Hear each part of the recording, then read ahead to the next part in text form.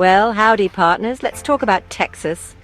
Just a few short years ago, back in 2019, the Lone Star State did something surprisingly chill. They passed House Bill 1352. This was about legalizing hemp. Yes, hemp, that versatile can-do plant that had been misunderstood for far too long. Suddenly, Texas was open for business, hemp business that is. It was like a green gold rush, but with fewer pickaxes and more artisanal CBD gummies. A new era seemed to be dawning in a state often known for its, let's say, views. This move was a big deal, folks. It wasn't just about letting farmers grow a new crop. It was about embracing a burgeoning industry. It was about acknowledging that hemp, with its less than 0.3% Delta-9 THC, wasn't the boogeyman some had made it out to be. This legalization opened the door for a whole universe of products. We're talking oils, edibles, topicals, and even those fancy hemp-derived THC seltzers that started popping up. For a moment there, Texas looked like it was ready to ride a new wave of innovation and economic growth, all powered by a humble plant. But, as we all know, honeymoons don't last forever, especially when certain folks get antsy. So, what happens when you legalize hemp in a state the size of a small European country with an economy to match? Boom! That's what happens. The Texas hemp industry didn't just grow, it exploded. We're talking an $8.5 billion business, folks. That's billion with a B. This wasn't some niche market for artisanal dog biscuits made of hemp, though those probably exist too and good for them. This was a serious economic engine, revving up and creating real value across the state. And with big money comes big jobs, lots of them. Over 50,000 Texans found employment thanks to this green wave. These aren't just abstract numbers. These are real people with real families, contributing to their local economies. From farmers tilling the soil to scientists in labs, from retailers staffing storefronts to marketers crafting clever campaigns for THC-infused lemonade. The industry was diverse, dynamic, and, most importantly, it was putting Texans to work. Think about that. 50,000 jobs. That's like a small city's worth of people gainfully employed because Texas decided to say yes to hemp. But wait, there's more. Because when businesses thrive and people work, they pay taxes. Shocking, I know. Some reports indicate this booming hemp industry was on track to generate a cool $7 billion in tax revenue. $7 billion. All right, so Texas is riding high on this hemp-fueled economic rocket. Businesses are booming, jobs are plentiful, tax revenue is flowing. What could possibly go wrong? Enter Senate Bill 3, stage left, probably cackling maniacally. This bill, folks, is the legislative equivalent of a giant wet blanket, or maybe a pair of industrial-strength buzzsaws aimed squarely at the heart of the hemp industry. Authored by Senator Charles Perry and championed by the one and only Lieutenant Governor Dan Patrick, SB 3 is here to fix a problem that, for many Texans, didn't actually exist. So, what's in this delightful piece of legislation? Well, if you're a fan of hemp-derived THC products like Delta-8 or Delta-9 drinks, vapes or edibles, even those perfectly legal under federal law with less than 0.3% THC, SB 3 has some bad news for you. It aims to ban most of them. Yes, ban them outright, gone. Poof. The bill specifically targets consumable hemp products, the fun stuff basically. Food, drugs in the hemp context, cosmetics and vapes are all on the chopping block. It's a sweeping prohibition that seems designed to dismantle the industry from the inside out. Now, whenever you see a popular, booming industry suddenly facing a legislative guillotine, it's always a good idea to ask, who benefits? In this case, you don't need to be Sherlock Holmes or even Scooby-Doo to sniff out a potential suspect. Let's talk about big alcohol. Yes, the folks who bring you your Friday night regrets and your Saturday morning headaches. It seems they weren't too thrilled about these newfangled THC beverages and edibles cutting into their market share. Competition? In Texas? How dare they?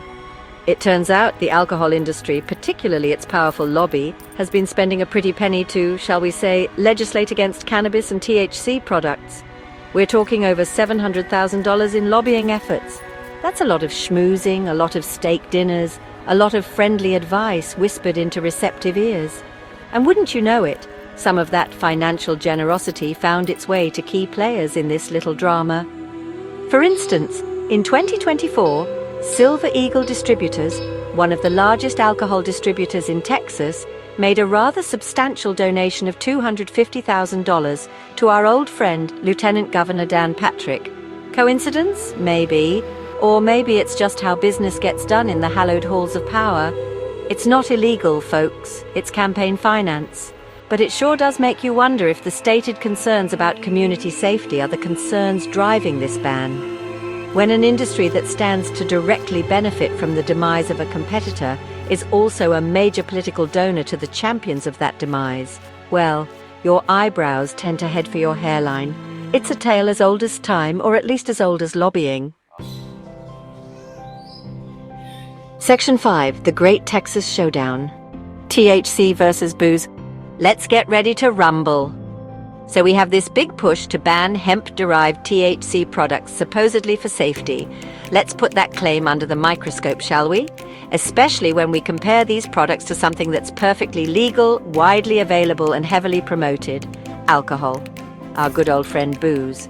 Now, I'm not here to be a total prohibitionist about alcohol, but if we're talking about public health and safety, the contrast is, frankly, staggering. It's like comparing a fluffy kitten to a hungry velociraptor. Let's start with the grim statistics for alcohol. In the good old US of A, alcohol is linked to approximately 140,000 deaths annually, every single year. That's a stadium full of people. These deaths come from a delightful menu of ailments and issues: liver disease, various cancers, drunk driving incidents that shatter lives, and alcohol-fueled violence. It's a public health crisis that we've largely learned to live with, or perhaps learned to profit from.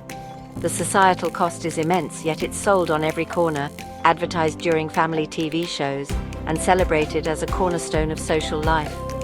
Now let's turn our attention to THC, specifically documented overdose deaths directly attributable to THC. The number, 0.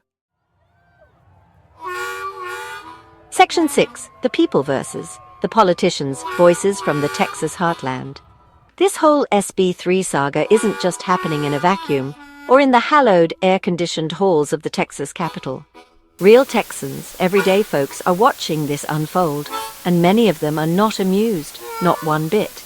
The public opposition to this ban is widespread and diverse. We're talking veterans who use THC products to manage PTSD or chronic pain. We're talking medical patients who find relief in these compounds where traditional pharmaceuticals have failed them. We're talking parents who are concerned about government overreach. And of course, the thousands of business owners and their employees whose livelihoods are on the line. These aren't just nameless, faceless opponents. Section 7. Economic tumbleweeds and legal showdowns, the aftermath of SB3.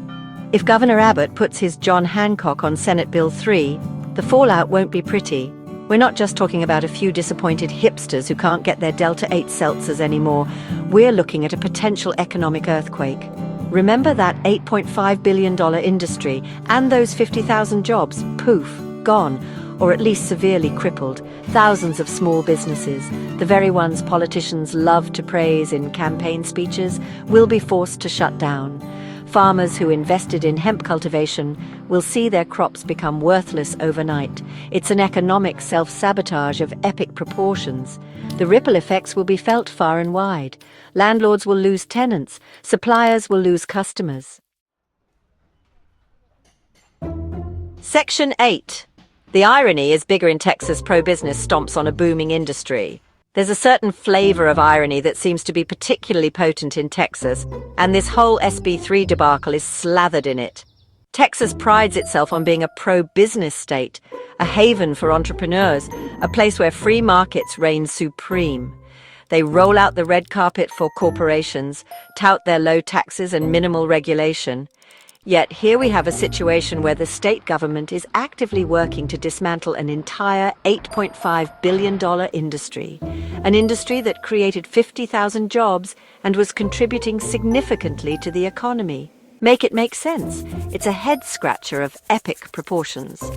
On one hand, you have politicians extolling the virtues of Texan innovation and economic freedom. On the other, you have them pushing a bill that will crush thousands of small businesses and send a chilling message to any other emerging industry that might dare to compete with established, politically connected players. Is Texas pro-business or just pro-businesses?